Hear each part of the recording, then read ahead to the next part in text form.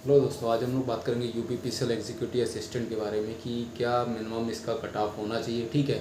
और क्या last year cut off था और इसमें क्या बेसिकली पूछा जा रहा है, ठीक। उससे रिलेटेड कुछ चीज़ें मैं आपको बताने जा रहा हूँ। आइए तो देखिए, सबसे पहले क्या है सिलेबस। जो सिलेबस तो आपको मालूम होना चाहिए, ठीक है।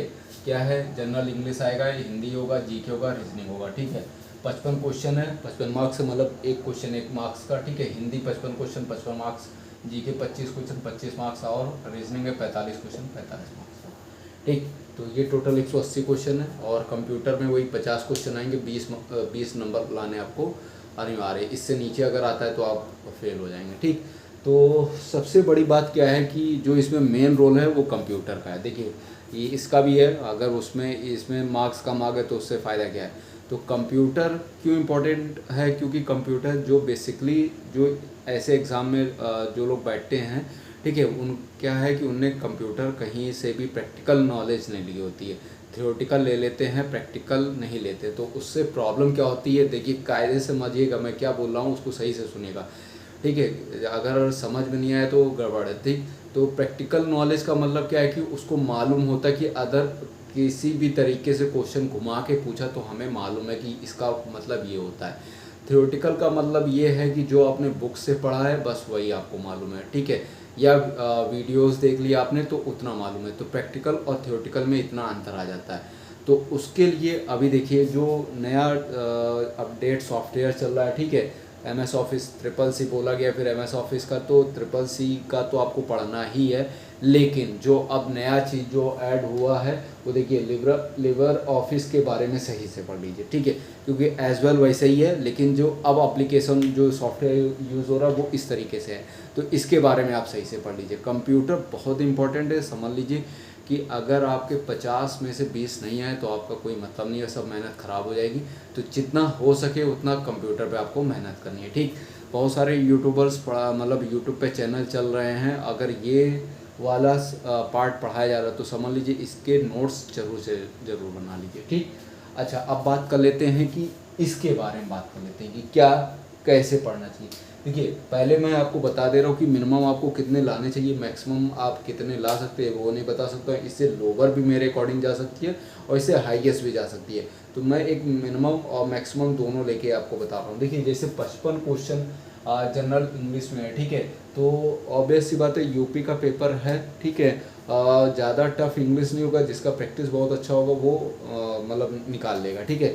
और मोस्टली क्या है कि इसमें कुछ लोग वो कतराएंगे जिनकी टाइपिंग अच्छी नहीं है। तो प्लस पॉइंट ये है कि देखिए, अगर आपका ये पूरा सेक्शन इम्पोर्टेंट मतलब कवर है तो आपको टाइपिंग पे फोकस करनी है, वो अभी से, एग्ज़ाम के बाद नहीं। एग्ज़ाम मतलब पता चला कि एग्ज़ाम के बाद आप तैयारी करो तो नहीं हो पाएगा, ठीक। तो टाइपिंग टफ होता है, ठीक है। तो जनरल इंग्लिश में जो मिनिमम हम मान लेते हैं, ठीक है, 45 मार्क्स तो आपके आने ही चाहिए, ठीक है, मिनिमम, ठीक है। मैक्सिमम तो आप कितने भी ले आओ, ठीक है। मिनिमम इससे और भी कम कर सकते हो, 45 से 40 के बीच में हम कर लेते हैं, ठीक है।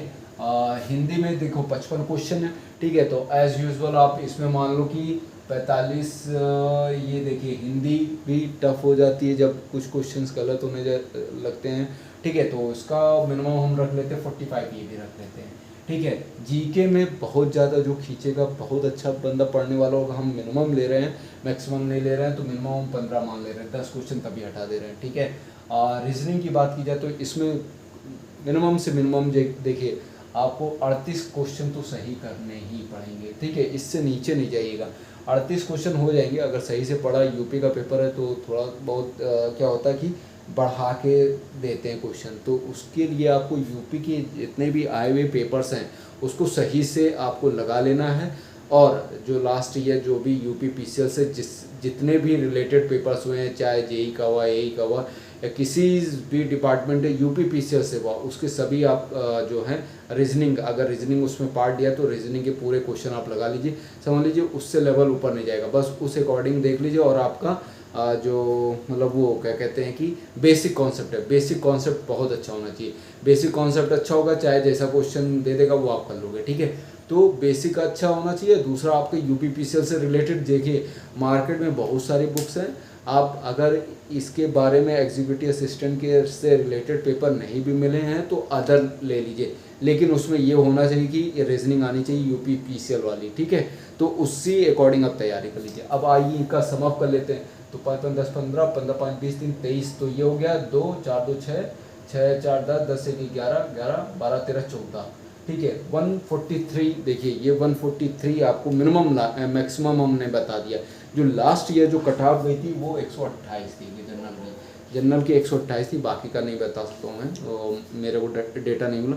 तो ये मिनिमम था जो 128 पे टाइपिंग की कॉल हुई थी, और जो टोटल हो गया था मतलब टाइपिंग के बाद जो गया था फाइनल वो 152 था, ठीक है। तो इतना तो आप देख लीजिए, ये है मैंने इतना रखा है, ये क्वालिफाई इतना तो आप कर लोगे, और प्लस जो आपका टाइपिंग के बाद होगा, तो इतना मिनिमम मैक्सिमम बताया। आप मिनिमम कुछ भी कर सकते हो इसमें। मान लीजिए हमने मान लिया कि यहाँ पे 35 ले लिया, ये 15 है तो 15 ही रखा, और यहाँ 38 है तो 38 की जगह हमने मान लिया 35 कर लिया, ठीक है। इतना कर लिए तो ये 15 हो गया, और 4 5 5 3 8 8 1 9 9 3 12, ठीक है। 125 ये क्वेश्चन हो गए, तो इतना तो ये आ रहा है। तो अब यहाँ पे देखिए फंस रहा है ना, तो 125, तो मिनिमम आप क्या कर सकते हो, 125 की जगह आप 135 तक का स्कोर कर सकते हो। ये टाइपिंग से पहले का स्कोर है, टाइपिंग के ऐड होने के बाद वो होगा, वो अलग की बात है, ठीक है। तो इतना तो आपको लाना ही है। अब बात कर लेते हैं उसका जो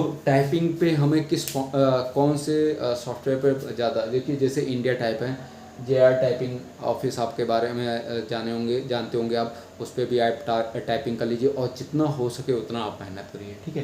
तो ये टाइपिंग का हो गया। बात कर लेते हैं सैलरी की, तो सैलरी वही है 27,200 रुपया भी मिलेगा, ठीक। और इसके चक्कर में ना परेशान हुई कि हमें इतना कम सैलरी है, पहले आप इसमें सेलेक्ट हो जाइए, ठीक है। बाकी की बात अलग है, पहले इसमें है, तो ये मैंने आपको बता दिया। बाकी अब बुक्स के बारे में बात कर लेते हैं।